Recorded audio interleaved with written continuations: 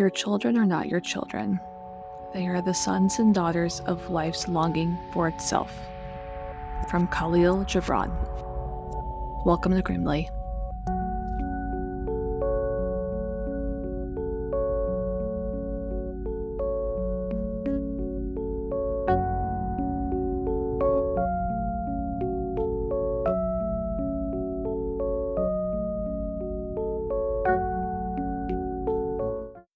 Wouldn't it be funny if it wasn't recording after you did it? No, it is. After I pushed it. Never again are you allowed to hit the record button. God, I would literally just off myself. Be Mothman all over again, just tears. Just tears. Oh, yeah, I forgot. Hi. Hi. How are you? I'm good. How are you? I'm good. Good on this glorious July. Last day of July. It is. I feel like July flew by. Yeah. It's a weird place to be in Washington State because it feels like we're just getting to summer, and yet it is also almost over. You're like, oh, it's done now. Just kidding. This is Grimly, by the way. Hi. Welcome to Grimly. I am Missy. And I'm May. And I have a story for you. That I was going to say, I have a story for you. I was going to ask you what the story was, but then I was like, oh, we should probably at least be like, hi. Welcome to Grimly. Yeah. The story is that yesterday the cops came to my home yesterday morning, and it was because of my cats. Stella, specifically. What? Because, okay, so we use Simply Safe. Shout out Simply Safe. Promo code Grimly. And there's like a key fob. Yeah. And the key fob, apparently, I didn't realize this, has a panic button on the bottom of it. And Stella puked on the key fob that night, the night before last night. She puked all over it. So I woke up in the morning. It's, if you have cats, I don't know. I know people are going to be like, oh, there's something wrong with your cats. And probably, but we've been to the vet a dozen times. But Stella's also, what, 14? yeah, something like that. Yeah. It's I play a little game of find the cat puke every morning. And she doesn't puke every morning, but most mornings I'm like, oh, there it is. Oh, there's just a little bit this time. Oh, this is a considerable amount. This time. Yeah. So she's puked on the key fob, and I kind of rinsed it off quickly and then dried it and then moved on with my life and cleaned up the puke, and I was then working. And so like 9:30 in the morning, our alarm starts going off violently, and Dave jumps out of bed, and I'm like, what the hell is going on? And I'm like a little concerned, but it's broad daylight, right? We figure out that it is because the wet key fob.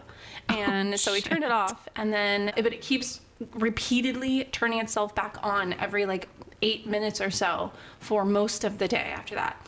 But before I figure out how to disable it, the cops show up. Oh my God. The cops showed up. It was probably about 6 or 7 minutes after that first alarm, which is comforting to know that I only have to, first of all, that it does work. Yeah. Because I was like kind of suspicious that like Simply Safe that there was not an actual connection to the police department. Right. It's always like that anxiety of like, is this actually real? Well, it turns out it is real. And the guy shows up at the front door, and my husband answers, and I'm working, and he's like, and it was my phone or like my panic button that called him. So Dave answers the phone, and he's like, everything's fine. And he was like, no. I need your wife. Where's your wife? And so they made me come to the front door to say that no, there was no intruder. No, my husband was not attacking me. And I was like, sir, you are here because like my cat puked on the key fob and it set the alarm off. And he started laughing, and then he walked away. Did you like low key in that moment just be like, oh yeah, get Dave out of here? Take him away. You're like, oh yeah, he's fucking with me. I need him to leave right now. No, I was just truly embarrassed. I felt so embarrassed. That's really funny. And then it kept going off the rest of the day for like hours, and which was annoying in and of itself. And then they called me, Simply Safe, and was like, because it's the panic alarm, we have to have verbal confirmation that you're okay every time it goes off. And I was like, I don't know how to make it stop because I can't just like beat the thing to death. Right. I mean, maybe you could. I couldn't pop it open. Like, it was a whole mess. And she's like, what we can do is disable the response for the next 12 hours so that we won't send the cops next time it goes off. Right. So they did that, and then I stuck the damn thing in some rice. I was gonna say, did you put it in rice? I did. And so we have had no problems since about like 1 o'clock yesterday afternoon, but Oh my god. yeah. Who would have thought? I don't know. I'm pleased the way it worked out, but it was annoying. That almost sounds like it could have been like a weird coincidence of like, you know, circumstances that happens and like something did happen and You're lucky that yeah. the police are now Or there. you're not lucky that the police That's true. didn't show up, you know. Like That's true. It's that's weird.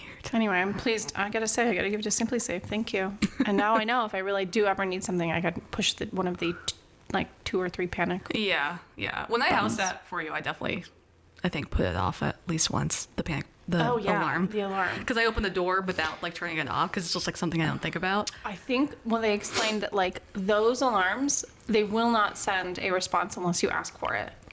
Oh, But okay. it's the panic. So there's one in like my closet, and then there's one on each of those 2 fobs. It's like the red button on the bottom. So if you Yeah. push that one, then they have to send A a person. response if they don't hear from you. Yeah, kudos, Simply Safe. Yeah, it was a Simply And Safe. That's naughty crazy. tisk Stella and her naughty tummy. I mean, just the fact that she actively puked on that is It was all over the keys. It was just so disgusting. just rude. Just rude. I know. Meanwhile, she's like sleeping. Like, you caused all this drama. I'm faced by the alarm. She's like, you know what? It's fine. It was pretty funny. She's like, I actually wanted to see if it worked too, just in case I decide to murder you someday. Yes. And you hit your panic alarm. I know how much time I have Right, to like come out of that. I'm really just clocking the neighborhood. I'm just you know, like do a little surveillance for cat robbery. So funny. That's pretty funny. Oh wait, I have a book recommendation Oh, nice. Okay. and a podcast recommendation. oh, sell So- it. Yeah, it's just 2 things I came across this week. Fantastic. So the podcast is called Unbiased. Okay. It's this woman that it's like a podcast that just does the news, but she doesn't do opinions like cool. sound bites. She just like literally just gives you straight up news, like kind of boring, but that's kind of how you want your news, Kind right? of hard to find. Yeah, and she has been kind of critical of like both sides of the aisle in the States, and so like I don't know. Nice. It's a very solid little podcast. I don't know much about her, so hopefully she's unproblematic, but yeah, Unbiased is what it's called. Cool. And then the book is called When the Stars Go Dark. Okay. I started reading it like a week ago, and I don't want to finish it because it's really You good. don't want it to be over? I don't want it to be over. What kind of book is it? It's a fiction. Okay. It's about a like badass female detective. She's trying to find a missing girl in a town called Mendocino, California. Yeah. It's like next to Petaluma, Napa, all that stuff. But there's this like little historical element in there because it's like this girl, I think it's a fictional story, goes missing at the same time that Polly Klaas Okay. goes missing, which is like a really famous like Petaluma case. Yeah. And so Yeah. it's just like kind of talks about like, you know, the difference between news coverage when it comes to girls who are quote unquote runaways and, you know, like a girl that was kidnapped actually. Right. So it's a really interesting story. It's really well written. I haven't finished it yet. So hopefully the ending's good. Awesome. But yeah, those are my 2 little recommendations. Fantastic. Okay. So, Meg, what are we talking about today? What are we talking about today? I don't know. You don't know. You never do. I gave you a little bit of a hint Yeah, momentarily. but I have not a clue. Okay. So today, have you ever watched the show Wife Swap? Years ago, yes, like when it was still, like novel. Yes. Yeah. Do you want to give a synopsis of what you remember of it? It's a bunch of trash families, typically. It is a TLC. No, it What was is on it? ABC. ABC, okay. Where it's 2 families and they agree to, it's usually like set up in the sense that like 2 families who couldn't be more polar opposite Yeah. will agree to swap moms or wives for like a week. 2 weeks. Oh my God.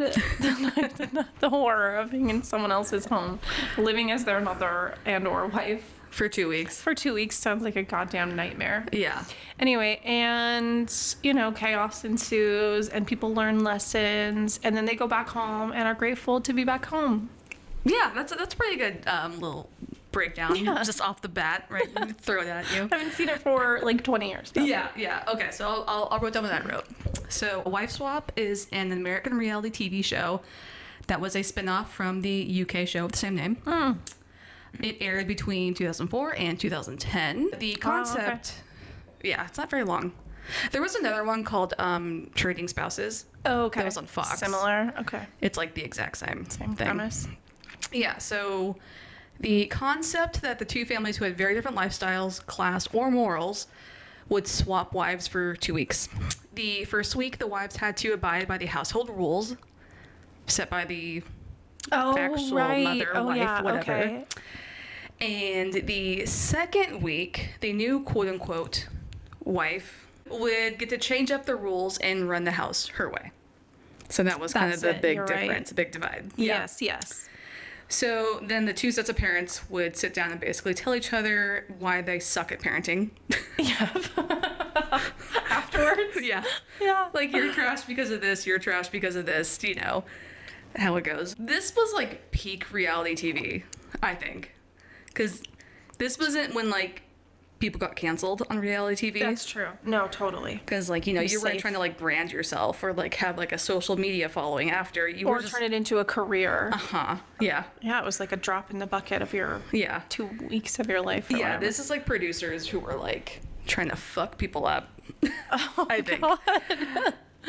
They still try to do that. Oh, yeah. But, like, it's just... Now we expect it. It feels way more scripted now, a little bit, I think. However, there is a wife swap episode that now, if you rewatch it, has some pretty dark undertones. Oh, God, okay. Because of what happened to one of the families in 2017. Oh, Jesus. All right, I don't know anything about this. So this week we are covering the Stockdale family murders, aka the wife swap murder. I don't even know about this at all. Really? This was suggested by my friend Lynn, who listens to the podcast. Shout out, Lynn. Shout out, Lynn. It is not going to be an easy story to listen to. All right. I think this is like an interesting case study almost of like how you raise children. You'll see in a little bit. So just like a little bit of trigger warnings. Obviously, this is going to be a murder case. If that's not your drive, we'll see you next week. Yeah. Okay, Also, bye. there's a lot of religious stuff that happens in this. And if maybe you were triggered as a child or like had some like trauma as a child of like growing up in a religious household that maybe was not the best for you, then it also might be a little triggering. All right. So just be aware, stay safe. And if you don't like it, blame my friend Lynn. Okay, so I'm going to give you a little background on the family. So the Stockdale family is a family of 6. The mom was named Catherine, dad was named Tim, and they had 4 boys. Calvin, Charles, Jacob, and James. And their ages are 11 to 19. Okay. So like all like teenagers, essentially. The family itself was based out of Stark County, Ohio. And it's in a pretty rural area, and they lived on a farm. This is where Catherine homeschooled the 4 boys. Got it. Tim and Catherine met in college at an agronomy club. I never heard of that word. Yeah, it's like some sort of soil science. Oh. Specifically, if you're like doing crops. That's what it sounds like. All right. Not coming from a family of farmers, that makes sense. I had to look it up. I originally it was like androgyny club. Which definitely did not fit the vibe of these people. So Tim and Catherine were also both deeply religious, and they were very committed to their Christian faith, natural health, and organic eating. Oh, so this is going to hit a little bit close to home. Yeah. Like I said, I told you. The intersection of the Christian with the holistic hippie kind of vibes. It might be like a trad wife thing now. Yeah, totally. Exactly. Yeah, this is a picture of them if you want to look at it. Oh, it is like it. They look like they could honestly be Amish from this photo, or like Mormon. Are they Mormon? No, they're Christian. Mormon. They're Christian. Okay, so the boys were raised very conservatively, not necessarily politically, but conservatively meaning that the boys were not really allowed to access mainstream media. So no television or video games. Tim and Catherine believed that this would create lazy and unproductive children. Okay. And this is all in the wife swap episode. This is not like me putting words in these people's mouths. Okay. So the boys were also not allowed to date, even the older ones who were 19 and 16 at this time. And then Catherine and Tim also forbid any sort of rap or hip hop music. Yeah. The boys couldn't also use the internet without any sort of parental supervision or permission. Got it. And they weren't even allowed to have candy or like any sort of processed foods, period. Whoa. Or they weren't allowed to play sports. Really? Yeah, which I found kind of surprising. I wonder if that's just because it was like spending time, because if you were enrolled in school sports, then you would be spending time with people that maybe Had did some not, negative influences on you. yeah, didn't go to church or whatever. Yeah, that's a good point. Non-believers. Yeah, so the boys had daily chores where they could earn tokens. They could save up these tokens and trade in for things like TV time or like a radio show, but it had to be pre-approved by Catherine or Tim. Christ. Did you read that article? It's like, I think it was a New York Times about the ballerina farm girl. No. Speaking of trad wife, that's all over the news. I saw like something on it on TikTok. I didn't Yeah, really. she was like a Juilliard ballerina who married the son of, what is it, JetBlue billionaire, Okay. and quit her ballerina career to like move to some Utah town farm, and she just raises their kids, and they have like she's a monstrous Instagram following. Yeah. Where they have a very similar lifestyle. The Okay. kids don't watch TV. She cooks everything from scratch. It has like the life revolves around the kids. Anyway, so this, I think New York Times Covered writer, it? came to like interview her, and her husband was like over her shoulder. They said they did not get like more than 30 minutes alone with her Wow. during the entire interview. She was the feature. It's like It was, blink twice. kind of one of those things. you're where The okay. whole world is talking about it now. Yeah, I saw that on TikTok. I didn't know what it was. I was just like, oh, this is like a trad wife thing. And I usually just like swipe away. She's like the trad wife. the trad wife. Interesting. But Yeah. similar life. Yeah, so very, very similar. And like, there's nothing, I think, inherently wrong with wanting to be like a little more like homeopathic type of lifestyle, like Or maybe traditional gender roles. yeah, if that's gender what roles. works for It you. just, it's also, it's like there's like this judgment that they seem to have on people who don't do the same thing that always is like really problematic for me. Yeah. And then it's also once you start bringing in children. Yeah, the severe, like, restrictive kind of environment like that, where they're, like, sheltered to such a degree, I think is just only problematic. And I came from one that was moderately. Yeah. This is a very intense version. I mean, but this was on a TV show, so they're going to find the most crazy version of this. Salacious. Yeah, Right, that's true. yeah, Oh, like, yeah. version of that type of family. Lifestyle. Totally. That's true. Okay. Catherine and Tim also believed that in order to have success in life, the boys needed to have a good work ethic and structure. Sure. And so they put these strict rules in place for like all the, the media stuff, the not eating processed foods, not eating candy. They also, like, the boys had to sit down for every meal and finish their plate, Okay. and they weren't allowed to snack between meals. Oh, okay. It's just like, you're controlling every inch of their lives at this Yeah. point, which is probably Yeah. not going to end well. So they believed doing this was going to, like, make these Ideal men, essentially. Yeah. They also believed that only having wholesome activities and farm work would keep their boys pure, Okay. which is something you don't really talk about when it comes to, like, boys, right? It's always like true. the girls keep saying pure, but like Catherine and Tim were big on the you have to say pure too. And they really just want to keep out all the negative influences of modern society, like just period. They didn't have like obviously like a TV in the house and radio and internet, but it wasn't like a thing they used, right? Right. So like I said, the family shares every meal together. The boys have to finish their plates and are not allowed snacks. They're also charged 25 cents if they are not downstairs every morning when breakfast is served. Okay. And Very strict. Very strict. And it sounds like they had to get up at 7:30 a.m. and be downstairs for breakfast in 4 minutes. Wow. Okay. It's almost like military type of stuff. So the boys did have one fun-ish outlet, which was the Stockdale Family Band. Okay. where they played bluegrass music with their dad, Tim. He played guitar. Calvin played the banjo, which I've always kind of wanted to learn how to play. Okay, you I feel like it could be fun. You Yeah. could do that. Charles played the mandolin. Jacob played the fiddle, which also something I think would be fun to learn how to play. Sounds like a cute little band. I like Right. bluegrass. Yeah, and James played a upright bass, Okay. which is a cello, Okay. but you're not using the Oh, stick you're just thing. with your fingers? Yeah, you're just using your fingers. Okay. There's probably a difference, but I was like looking at pictures. I'm like, that's a cello.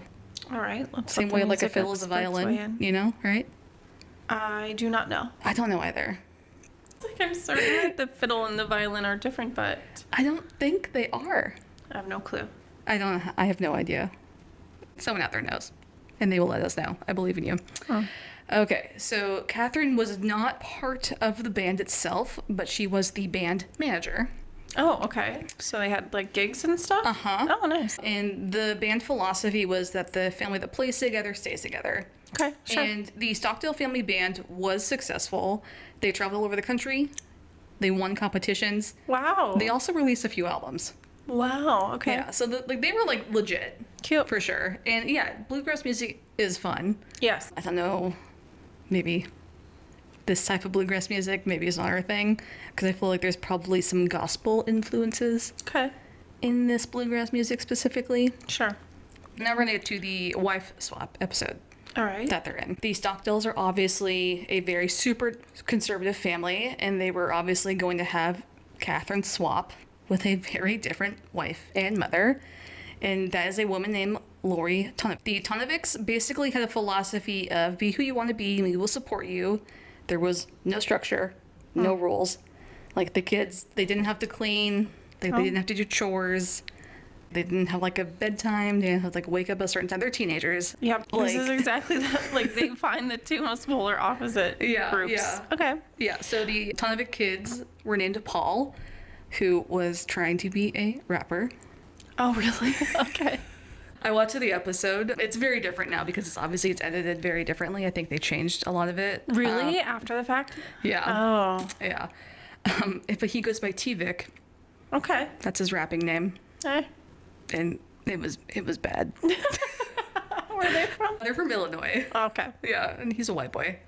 It's, Eminem exists, Vanilla Ice, whoever, but like it's just Yeah, like those a white Detroit rappers. right, exactly. And they also had a daughter named Megan. All right. They were like 20 and 17, so pretty old. They were both living in the house with their partners. Oh, okay. So Paul's girlfriend, they were staying in the same bed together in the same room. Uh-huh. Megan had a boyfriend named Hector, and he was staying downstairs in the basement. Okay. Listen, I do think that your kids should have chores and should pull their own weight. For sure. 1,000%. Like For there's sure. no way I'm having a child and I'm doing everything for it. However, I think there's something really nice about adult children living with their parents. Like that shows that there is some type of security and some kind of bond there. Yeah, Like yeah. assuming it's a safe environment. Like I don't think we do enough of that in American culture. No, I don't think so either. And like, so all of the kids in this house, they were all at least 17. None of them had jobs. And so anytime they needed something, they would just ask Lori for money. I don't like that very much. Yeah. It really is. There's a balance. It is the polar opposite. And I think Yeah. the idea of the show is like, you take these two families who are very different and they see the good in both of these. They teach each other a little. And they're like, okay, maybe I can take this lesson here and like Totally. implement it into my life. Right. That's the ideal scenario. right. But this is reality TV in the early 2000s. And we need some drama. It's drama. Yeah, we need chaos. Yeah, you gotta have a little chaos. A little chaos soup. Lori gets to Stockdale. To the Stockdale house. Oh, so she goes to the farm. Okay. Yeah, got so it. she goes to the farm. She like, it's funny in the episode, she like closes the door. She's like, this is my worst nightmare. Oh no. And at the beginning, every wife is given a manual of how to run the house. And her manual is pretty deep. So pretty does thick. the wife write the manual for the new wife? I think so. Okay, yeah. It probably with the help of producers, whoever is on the show, because that's like a premise for every episode, right? And a lot of the stuff I said earlier, like the rules and stuff, is in that manual. Okay. That makes sense. Yeah, and there's also a pre-approved menu. So she's supposed to enforce the rules. Yes. Oh, Well, it's like you have to abide by my rules, Sure. essentially. Is kind of what it is. Like, this is my house, these are my rules This for is the how we first do it. week. Yeah. So there's a pre-approved menu Okay. for the week. Oh, And how organized. I put down, I wrote You down took a some couple notes? things, yeah. you know what I'm gonna ask. Because they grow most of their own vegetables. They process all their own meat. Wow. They got time on their hands. They got time on their hands. They got 4 boys to do chores all day. You know, so it's a true ass farm. That's cool. Yeah. So the menu includes things like chicken gizzards and hearts. Okay. It's good for you. I don't want to eat it, but actually, Abso-fucking-lutely not. you know what? Fried chicken hearts are not bad. Gizzards, I could do it. What is a gizzard? It's like the Like neck. the esophagus? Yeah, it's like a neck awful meat. It's like something from here. It is awful I meat. think it's either that or it is like something that happens in the stomach. I can't remember. I know what they look like, but Yeah. I don't actually think I know where part of the animal it Okay. comes from. See, I'm imagining like an appendix. Did chickens have appendixes? Don't know. Appendi? Don't know. I'm gonna Google it real quick.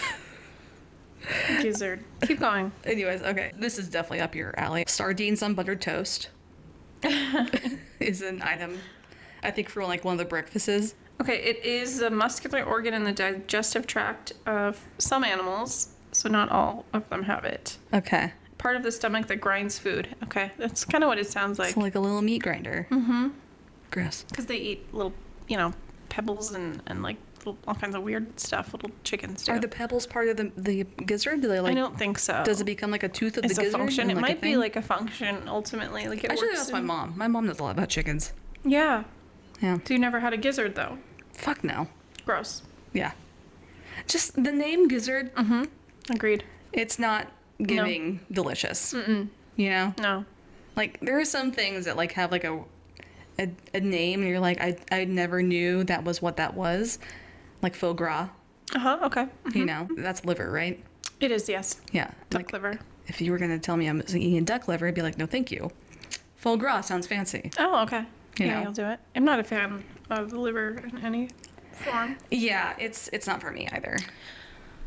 Yeah, but since my family's from the South, I grew up, well, we didn't do it in our home, but like visiting family back home, like my Mimo would be making all different, Types of all manner.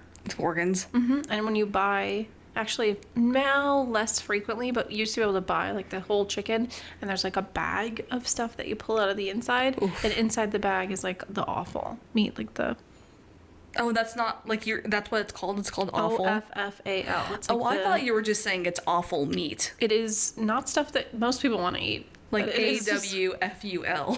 OFFAL is like the type of like the Organ organs, meat the and organ stuff. meat. Probably stuff you probably feed your dogs now.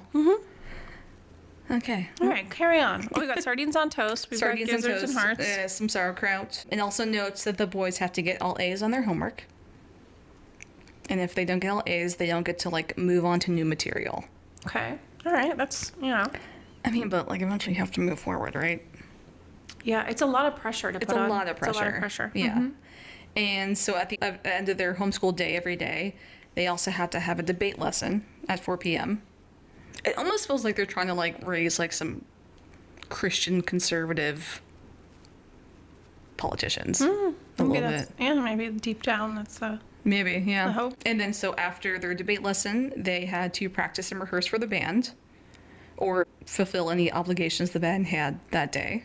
So sometimes they had like a gig that was in their contract that was written by their mother, Catherine. okay. So all of these rules, there's the number one rule that Catherine emphasizes is that the boys have to obey their parents. And this is the quote from it. It says, teaching the boys respect is vital in this modern world where so many children disrespect adults. We don't tolerate any of the boys hurting each other physically or verbally and insist that if they make a mess, they clean it up. Oh, okay. I'm so curious about like how you enforce that. Like Kids are kids. Like, I know, but I'm like, how do you end up in an environment where you have such a strict home and your children say do, for example, respect their parents, don't fight with each other, don't talk back. How have you gotten there? Are you hitting them? Right, yeah. Like, Or I don't like know. how I'm always just interested to know how do you get there? It just I don't seems think like an that's the only way indoctrination. to it, but it does seem like Yeah. a 'Cause- pretty common way. Yeah, I agree. Like, I mean, because like a 5-year-old isn't gonna get all the rules, right? And so you're right. Like, how do you make that happen? Yeah, are you spanking and are you I'm sure they were spanking them, yeah. and like, I mean, spanking's a whole other like topic on like that isn't in this, but like it is a big part of probably this too. Like I said, like it's just like I don't know. It feels like militarization, memorization. You have to do this way. You have to intense. respect us. It's very intense. So the first week of the show, Lori has to make sure that Catherine and Tim's rules are being followed. So that means that everyone's up by 7:30 in the morning for breakfast. Then the boys do their morning chores, go to school, do their afternoon farm chores, have dinner, fulfill their being obligations, then go to bed. That's like their day, essentially. Sounds like a very long, hard day. So there are a few times during the first week that Lori is just like visibly upset because she's like, these kids have no freedom. She's like, they don't get to play. Like, they just don't like get to go sit in their rooms and like do whatever they want. Like, decompress or whatever. decompress, do whatever. And like, there's a few times in the episode where she's like sitting there and talking to the boys. She's like, if you could do whatever you want, what would you do? And they just like don't have an answer. Yeah. And she's just like really upset by Sure. it. She's just like, these kids are just like robots. She's Yeah. like, I don't understand. Yeah. So that's when we get to the second week. The second week, Lori tries to instill some fun into the house. She brings in video games. She gets cable TV. Wow. And she's also like, you're not going to do any chores this week. She's like, farm chores are being done by your dad, is what she says. Dad's pissed. Oh, certainly. Like, every, like, rule she tries to change, she's like, we're not doing that. We're not doing that. We're not doing that. She's like, why the fuck are you here? Why would you sign up for this? So bizarre. So, it seems like they signed up for this show specifically to promote the band. Got it. Okay. Yeah. All right. Well, that makes sense. Yeah. In which case, I think it's smart. Yeah, I mean, Catherine's being a momager. Like, she's like making shit happen. You can give it a week. You can give it a freaking week. Right. Yeah, it's so weird. But if he doesn't respect the process anyway, then of Yeah. course he's gonna be like, no, this is stupid. He's like, we're not doing this. So she also wants the two older boys to just like go talk to girls. oh wow. Okay. Go on some sort of date. All right. Now I feel like I'm concerned because she's pushing it. like She is pushing it. pushing it. It's like such a point of contention in this episode because like these two boys, Charles and Calvin, they're 17 and 19. I don't even think they've talked to a girl besides their mom. Wait, they're homeschooled, right? They're homeschooled. Oh Christ. They're still homeschooled. They're still living at They home. must at church. Probably at church or something, but like not in like a social setting, right? Like that's the whole thing. Sure. Okay. And like Kids find a way. yeah, the kids are just like they're so freaked out by all of these rule changes. There's a point like where Lori's sitting outside with I think it's Charles and they're talking about the date thing. He's like, I don't want to do it. He's like, you have to respect my parents' boundaries. She's like, they don't want us to do it. We're not going to do it. He's like crying. Yeah. He's this like, we is can't do this. stressful for them. And she's just like, she's like, you don't have to do anything. Because like, it sounds like Catherine kind of indoctrinated this thing into the boys of like, and him. Like, I'm not going to just say it's just Catherine. But like, if you hang out with girls, if you spend time with girls, eventually it always ends up in teen pregnancy. Okay. Like something bad's gonna happen essentially is like kind of what they're saying. And so like they're just like really shell shocked and they're like, we don't want to do this. Yeah, they're scared. Yeah, and there's like a point where also the kids are playing video games and like Jacob, the little boy, he has a breakdown and he's crying. He's like I think like, I'm gonna burn in hell because we're playing video games. Yeah, they feel very guilty. They feel very guilty. They're like, There's a lot of like guilt. Like the use of guilt is heavy in this sort of environment. it's very heavy. Yeah, she does eventually get the boys to go on that date. Okay. It's like a very mild, they like shake hands with two girls. They all sit at a table together. It's obviously being videoed. So it's not like they're, Oh, they're gonna be good boys. yeah, they're gonna be good boys. And like, they get done with it. They're like, that was really fun. Like, we'd like to do it again sometime. Just like hang out with people our own age. Right? Yeah, probably. And Tim is like, yeah, we'll talk about it, which is obviously probably not going to happen. But it's like, eventually you want your kids to get married, right? Yeah, I don't know how you imagine that they're gonna suddenly meet someone. Right? It's like an arrangement.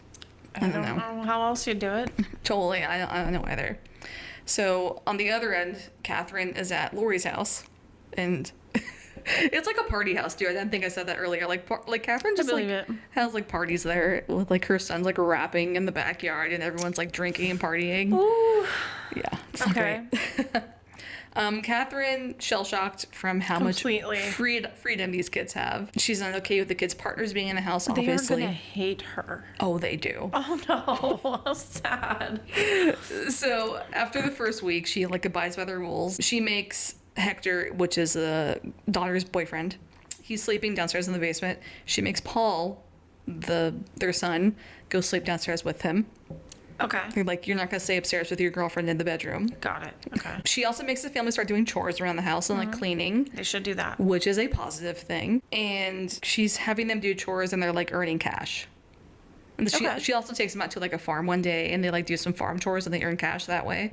She's like, you guys need to get a fucking job. You do need to get a job. Yeah. Which is totally fair. Like, I feel like anyone watching this episode would be like, yes, that makes sense. There's zero reason why you shouldn't have a job. Like, just a part-time job, anything. Like, Yeah.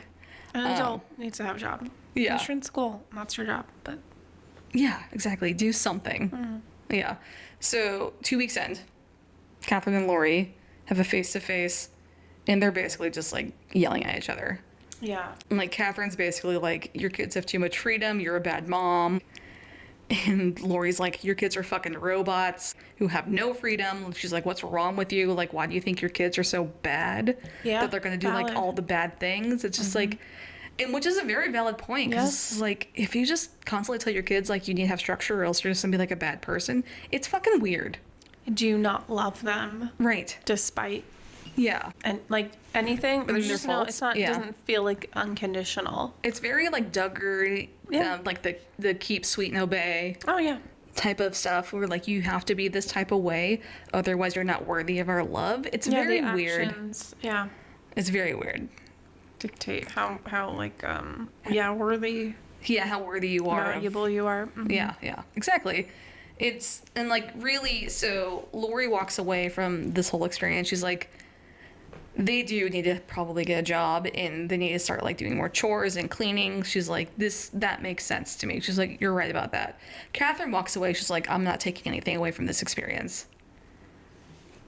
She like said that. She's like, yeah, I didn't learn. We're doing just fine. Yeah, we're doing just fine. Yeah. I think the one thing they did say was that there was a point where Lori had the boys write like a rap. Okay. It was really cheesy.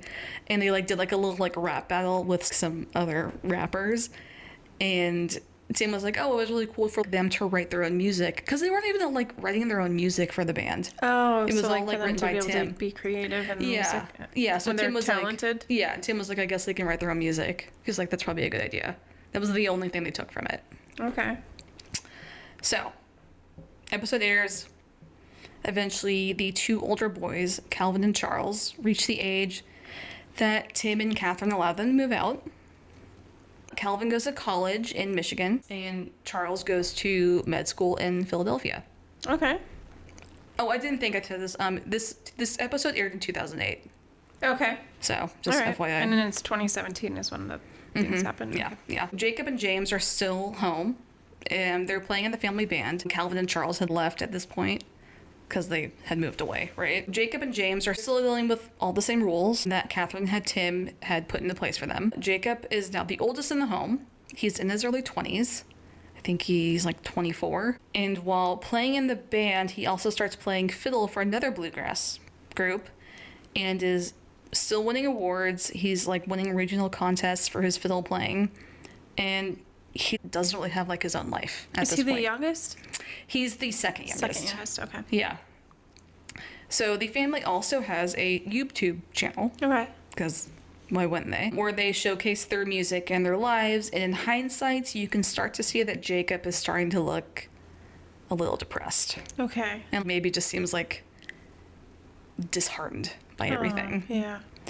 Which leads us to June 15th, 2017. So Stark County police get a 911 call at 4:36 p.m. from the Stockdale home, but the caller hangs up before stating their emergency. They don't say anything. Really? Yeah, it's just like a phone call. You can hear the dispatch saying like, hello, anyone there? And then they just hang up. Okay. The phone call is traced back to the Stockdale residence, and it is standard procedure to send a squad car over to a residence that's made a 911 call, which Okay. like your alarm situation. Yes. Yeah. It is also said that neighbors heard multiple gunshots go off earlier in the afternoon the same day. Okay. It's like 1 to 3 is when they say they hear that. So 2 sheriff deputies approach the home and see that the front door is open. They see that someone is laying motionless on the floor. Jesus. So the deputies yell out, try to get the person laying on the floor to respond. They do not. The deputies call for backup. And while in front of the Stockdale home, they hear another gunshot go off. Whoa. So the deputies hear the gunshot. They have backup en route. And so they decide, they're like, okay, we need to go in. Ooh, that's so scary. It's so scary. Like, I know there's a lot of bad cops out there, but like these moments, you're like, fuck. Like, There's no way you're not stressed. shaking. Like your adrenaline is pumping, Yeah. your heart's racing. like no that's- matter how many times you've done that, right? I agree. There's no way you're You're ready. a human being still. Completely. Yeah. They enter the home and realize the person lying on the ground is Catherine Stockdale Okay. She's In the front doorway. in the front doorway. And they also notice the youngest son of the family, James, who was 21 years old at the time, is also laying on the ground. And they both are dead from a single gunshot wound. Jesus. So in one of the other rooms of the home, the deputies find Jacob, the second youngest, laying on the ground with a single gunshot wound to his head. He's still alive. Damn. Okay. So Jacob is rushed to Metro Health Medical Center and treated for his injuries. While he is being treated, back at the scene, it is determined that this is a murder-suicide attempt. They assume this because the responding officers, what they witnessed, and the neighbors' accounts of the gunshots. They're like, this tracks, essentially. It is also determined that the weapon used was a 20-gauge shotgun. Wow. How do you do Survive that? How do you shoot yourself with a shotgun? This is a question I don't that know. people have been asking. Since Kurt Cobain? Yes, it is. Exactly. I don't know. You can do it, I guess. So, Tim, Charles, and Calvin, the rest of the family, they're all notified of what happened. And obviously, they're shocked and they're gutted. So there's 2 more brothers. There's 2 more brothers. And the father. And the father. Okay. Tim, like, does some work where he, like, kind of leaves the farm every once in a while. I think he sells, like, nutrients, grain to different farms around the area. Okay. So it's, like, kind of like a salesman. They're like, holy fuck, this just happened. And they shift their focus to Jacob and his treatment. Calvin also releases a statement stating, I quote, "I speak for our family when I say we love him and forgive him. The prayers and support from my family have been deeply appreciated, and we ask for continued prayers for Jacob's healing." Which is like right away. They're like, I know forgiveness too is a big thing. yeah, for sure. Maybe you do. Maybe, your brother. It's your brother. I mean, but like, it's your mom. It's a complicated. I mean, It's it's very obviously complicated, complicated, yeah. but maybe you do. I mean, Yeah, no, like you can see through it and love him anyway. yeah, I hope so. I mean, obviously they did, but it's gotta be really fucking hard. So a GoFundMe was also started for the Stockdale family that raised over $30,000. And some of that did go towards paying for Jacob's medical care, which some people were kind of not okay with. It's none of their business. Yeah, it's a GoFundMe for the family. The family's gonna spend how they want. But yeah, I mean, who am I to judge? Yeah, I'm like, I doubt they have insurance, Probably, yeah. like private insurance. It's not exactly cheap. Yeah, this is America.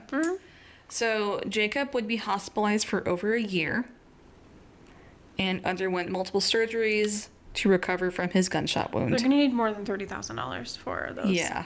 Wow. Being hospitalized for a year, multiple surgeries, like, It could be. You could literally be in the hospital for 3 days, and it could be more than $30,000. Yeah. Literally 24 hours. It could Like- be more than $30,000. a shotgun blast to the face. Wow. Like, I have a picture of him after not after, but like after all Not of his... immediately after. Yeah, after all of his surgeries and stuff. Here's a picture of him. He looks great. Yeah. I mean, there's kind of, yeah, I mean, I don't think you would look at him immediately and know something was wrong, but that one side of his face and head looks a little different than the other. He looks great. Yeah, I mean, the fact that they were able to reconstruct him Yeah. like that. The ear's a little wonky, but Yeah. he looks great.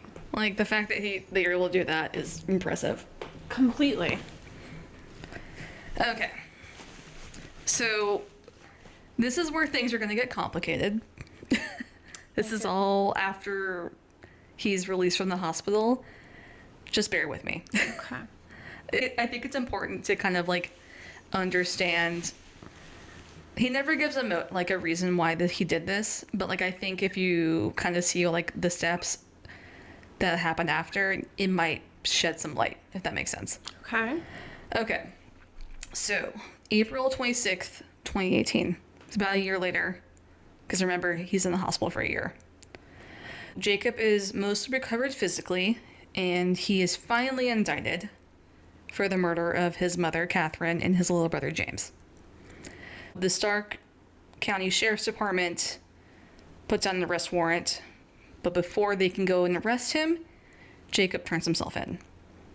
Jacob has a pre-trial date set for October 9th, 2018, and his bail is set for $1 million.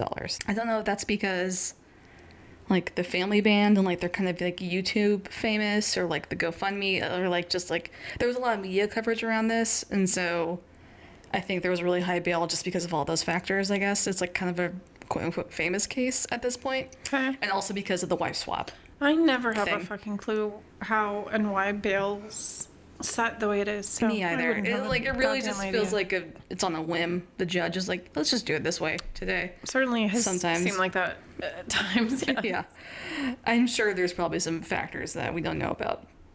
So during his pre-trial, the October 9th date, his defense lawyer puts two motions in place at this pre-trial. One being for Jacob's mental health state at the time of the murders, and the other one being if Jacob is now competent enough to stand trial because he now has a massive brain injury. Yeah. They also plead not guilty by reason of insanity. And his defense attorney also asks for Jacob to have a psychiatric evaluation to see if he could even go to trial. That all seems reasonable to me. Pleading insanity is really hard. Listen, that's his defense is going to give it their best. I don't see any reason he wouldn't do all of those things in this case with the super limited info that I have. But I'm like, I see no problems. Yeah, I'm not saying it's a problem. I'm just saying, like, the insanity defense is, like, not as easy as you think it is. I think most people, like, I think because it's such, like, a popular thing in, like, TV shows and movies and stuff. media. Like, but pleading insanity is really, really hard. So I'm kind of surprised they did that. Okay. So in 2019, so a couple months later, the first evaluation determines that Jacob is not suffering from any sort of mental illness and is fit to stand trial. His defense attorney disagrees with the findings and asks for a second opinion. The second opinion is evaluated, and the doctor thinks that there is some cause for concern, I guess, and suggests that Jacob gets intense mental health treatment for at least a year, and then he could withstand trial. Okay. Which seems kind of fair. Like, let's get him some mental help and then put him on trial. So, defense attorney is not happy with these findings, the second evaluation. He asks for a third evaluation, but that's denied by a judge because I guess it's really expensive to have those done. It's like $5,000, and that's taxpayer money. Yeah. The judge is like, no, Yeah. we're not doing a third one. That's fair. So the judge does agree with the second evaluation, and he determines that Jacob is not competent to stand trial currently. Mm-hmm. He orders that Jacob be admitted to the Heartland Behavioral Healthcare Hospital for treatment. So the idea that he goes there until he's competent enough to go to trial. Okay. So while at Heartland, this behavioral hospital, Jacob tries to escape twice. All right. The first time he like hides in the library between like some bookshelves and like waits for the library to close and then tries to sneak out. Mm-hmm. The second time he like just tries to like walk out with people who were leaving after a visitation hour. Okay. And like, he doesn't do a third time, but like I imagine the third time he's just wearing like glasses and a mustache and just tries to walk I'm out. so curious to know more about this kid. Carry on. Both attempts are unsuccessful. There's also a point where he like tells like a nurse at the hospital, he's like, I look a lot like my cousin. He's like, I could probably pass for my cousin and get the hell out of here. Okay, but what are you gonna do? Where are you going? Why would you say that to someone that works at the hospital? Yeah. They're not gonna be like, oh yeah, that's a really good idea, you should do that. Right. Like, this is what I mean, where it's like, there's just like all these weird There's things. There's something missing here. There's something missing. So, Well, he has had a TBI, so. yeah. After 8 months at the hospital, a psychiatrist at the Heartland Hospital determines that Jacob is now ready to stand trial for the murder of his mother and brother. God, I'm just have like so many questions, but carry on. What's the question? I'm like, who, how, why? Like, I just love. Is there a documentary about this? I just Not like yet. to know like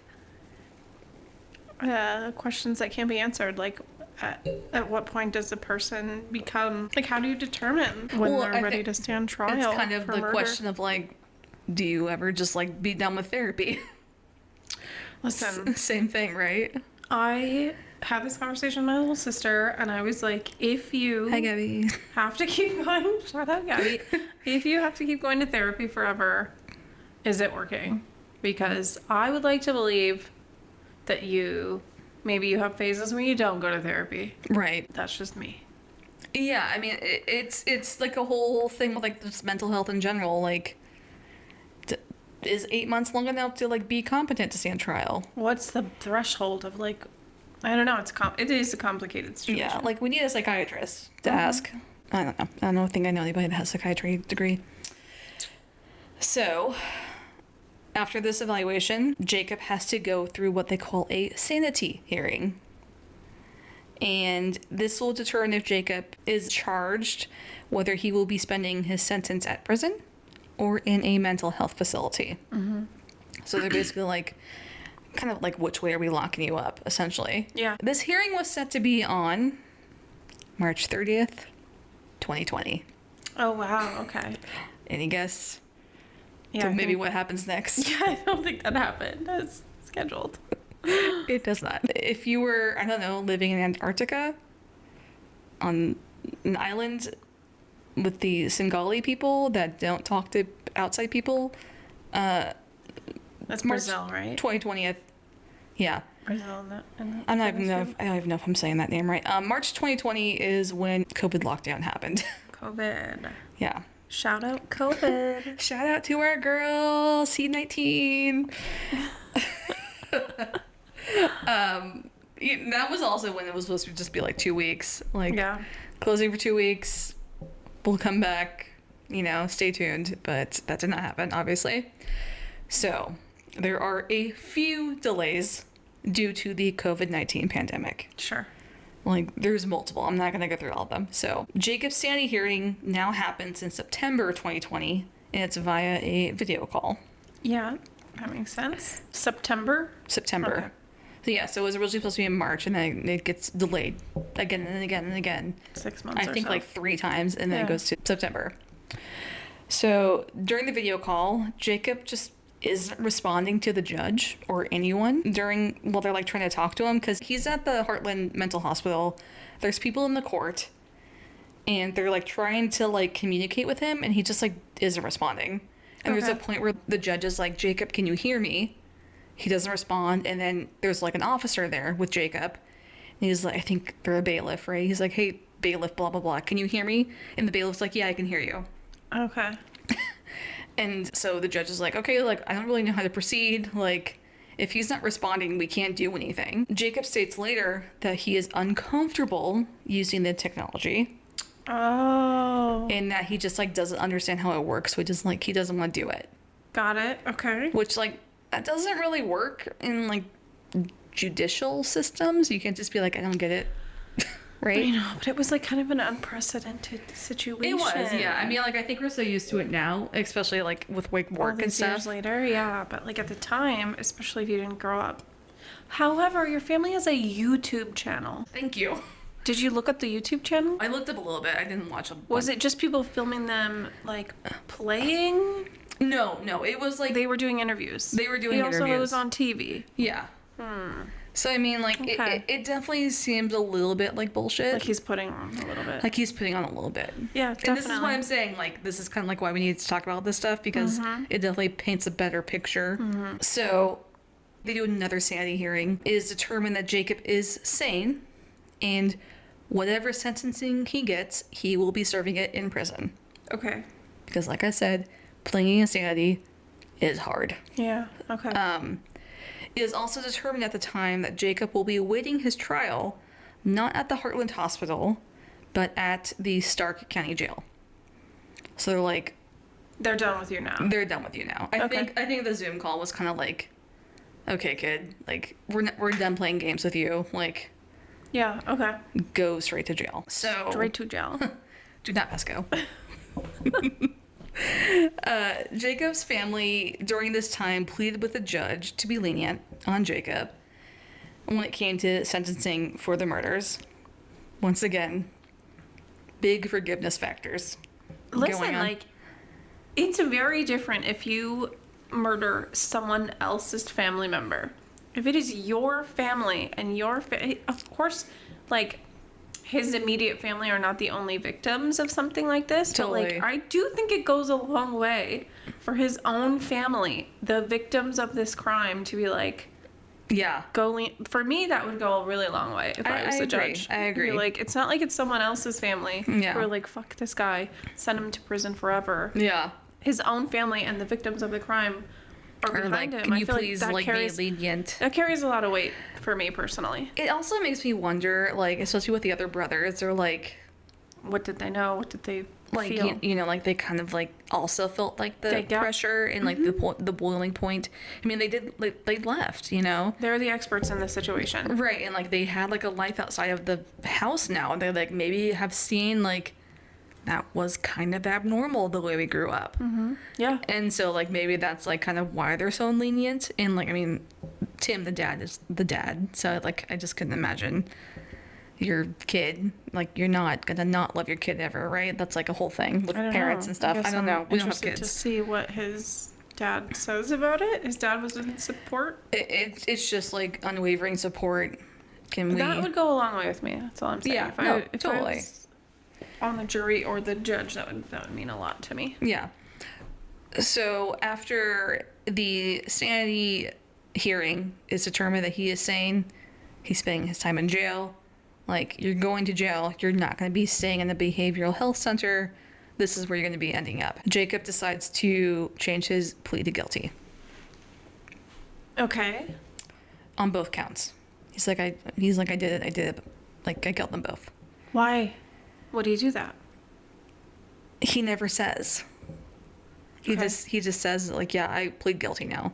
It seems like they were really trying to like get him and his lawyer were trying to get him into like a mental health facility. Yeah. And like trying to like really emphasize the mental health stuff and like the insanity defense. And like once he realized kind of the jig was up, it's like, okay, I plead guilty, I guess. What is Or that going to do for you? Like, a how lighter, does that a benefit lighter you? sentence. Does it get you a lighter sentence? Sometimes it does. Okay. I mean, there's plea deals, right? He you never can't take a plea deal after the fact. he never went to trial. I think you can take a plea deal whenever you can. Okay. I guess as long as it's on the table. Okay. It's it's like, Okay. I mean, I don't know how that works, but I'm assuming Or maybe it's case by case. until there is a verdict in a trial, you can take a plea deal. I think it depends maybe on The crime? who's offering the deal. Yeah, maybe. Because I know there's like always deals going back and forth when it comes to like these court cases, right? But I mean, yeah. So he's like, Okay. he pleads guilty. He never gives a reason why. He There did is this no to his reason. mother There's no reason. or his little brother. Like, I mean, he's not even like I just snapped. You know, there's nothing. He never comments on it. The internet being the internet, and this wife swap episode, the YouTube channel. Most of the internet does speculate that is because of the intense and strict upbringing, that like there was basically a pressure point. Jacob hit it for whatever reason, and he just snapped. Yeah. Which I feel like is probably what happened. Yeah, I mean, It could have been like just a minor thing, you know, like she's like, oh, you didn't do this chore, you don't get this token, you know, and he was just like Why done with kill it. the little brother? That's the thing that like really bugs me. It's like he was probably just as far into this as you were. Yeah, I don't know. Like it's just so sad. It's like interesting that it's not everybody in the family. It's Yeah. like not a full family annihilator scenario. It's not Well, I think just mom or dad. Like they were the only two there. Tim was gone. So at the time that he lost it, Yeah. if more people were home, it's likely that He would've- probably would have done more. Okay, well that makes sense. Which yeah, is then maybe sad. he did have a snap. Right, just like a moment where he just lost it. It's really too bad he's not more open about his Yeah. experience. Yeah, I agree. There's a lot of like knowledge to be gained. Even like Calvin and Charles, the two older brothers, you know, just to like kind of be candid about it. Like, yes, this was like a wholesome quote unquote upbringing, but like we also see the problems here, and like we saw some pretty intense repercussions of it, you know? Yeah, let's let this be like a learning lesson, a Yeah. dialogue. I don't know. Maybe Yeah, like a that's their dialogue. A choice. dialogue is a good way to put it. You know, like the wife swap episode has been heavily edited. Like Jacob's barely in it. Really? Yeah. Oh, Like I don't think it's the original one. yeah. Because yeah, all the other brothers are in it. Like Jacob isn't, and so I'm like, it's on Hulu if you want to go watch Unlikely it. that He would have been, yeah. Yeah, because like there's like the whole crying scene when like they were playing video games. That was Jacob. He got like really upset when he playing video games. Like that's not in the episode anymore. Really? Yeah. So I mean, like it kind of makes sense that they would edit all that stuff out, right? Jacob is sentenced to 30 years in prison. So 15 years for his mother, 15 years for his brother. It's pretty lenient. Exactly. American standards, actually. Yeah, exactly. It's not a life sentence. No. He's eligible for parole in 2048. He'll be like 56 Wow. when he gets out, if Okay. he gets parole. I think that if he wants to get paroled, he probably has some work to do. Yeah. He should. My suggestion to Jacob is you should start talking about what happened and why it happened, Yeah. and then maybe you can get paroled and then live the rest of your life, which is 30 years of your life at least. Right, Well, yeah. maybe not 30. Yeah, maybe 25 years of your life out on the outside. He's eligible for parole in 2048. So that's 30 years. So like assuming he lives until he's 80, Right. Yeah, I mean, oh, I see what you're saying. like he's got Yeah, he would definitely have like at least a couple more decades outside. Mm-hmm. You know? Like, clearly that's what your family wants. clearly that's what your family wants. Like, let's do some good here. Right, like also they probably also want some answers, I would imagine. Even if they do forgive think you, so. they would probably want to be like, want to know, like just what happened. Like I said, it's just like a really interesting, because like it definitely seems like Catherine and Tim like have like the best intentions of raising like good Yeah, wholesome boys, it's quote unquote, tragic. and it just went so far awry. You know, and I think that in like the wife swap episode really emphasized that, and even like with Lori's family too, like they were just like polar opposite families. They definitely needed to like come together and find like a middle ground, be like, okay, like maybe you could do this a little bit better. And like the fact that Catherine was just like, no, we're fine. Are is a you little bit interesting. suggesting that things might have been different if they had been more open to, I don't know. more receptive to that wipe swap episode? I'm not victim blaming. No, I I'm not saying that. I just think if you were willing to it sign might up have changed. Yeah, for it's the something like butterfly that, effect. you could have like learned to have a better benefit for your kids. If you'd been open to it. Like learn to things like maybe would be maybe your different. kids do need a little bit more freedom. Maybe just Maybe. even just let them go play a sport, you know? Just Yeah. do something outside of the family dynamic. I don't know. I mean, like I'm not saying could it change anything. Hindsight's You never 2020. know. You never know, truly. Like I said, it's a really interesting case. Sad. It's very sad. The family murders are just always so interesting. I don't Yeah. know, like the Jennifer Pan story. Oh yeah. Like, anytime, I'm endlessly fascinated. Family dynamics are fucking complicated. They're very complicated. Even So just like layered. the fact that the family is just like, we forgive him, we love him. Yeah, there's Is the so complicated many. thing. Like, we Yeah. just don't understand like what goes on in anyone's home. Like, No. you know, and I try not to like pass judgment on people who are like how they raise their kids. There is a level to it where it's like these are the closest people to you and the people that you know the best, and you Right. still never know anybody. It's a little scary in that sense. Right. Yeah. And I mean, like, there's just so many things you don't know about anybody. It's true. Like, these are the cases that show you that you do not fucking know Yeah. shit Yeah. about fuck. Yeah. You have no idea what's going on in the house next door. Or fuck about shit. Whatever. You Shit don't know. about fuck. Fuck about shit. You don't know anything. Damn. Yeah. All right, so Jacob, may he rest in prison. R.I.P. Risen. Damn, it's just sad. It's just sad. It's It's very tragic sad. for his mother and his little brother. Yeah. Yeah. It's very sad. And his father just probably wondering day in Yeah. and day out, like, how, I don't know. Yeah. I don't know. Should we try to end with something on a positive note? Do you have one? I I don't got I don't got it. I think the fact that Biden stepped down and we now have Kamala as the I'm Democratic personally nominee. really kind of excited about it. Like, I think that's a pretty That's the positive best news note. that I've heard in a while. Yeah, I think that's maybe something to celebrate. I'm celebrating it. I'm Right? excited. You I was like concerned. I am still concerned. Yeah. I think a thing happened once, and I think a It can thing happen again. Can happen again. And if Yeah. you don't think that the thing can happen again, you You're should crazy. consider it. Yeah, you're as crazy. a possibility.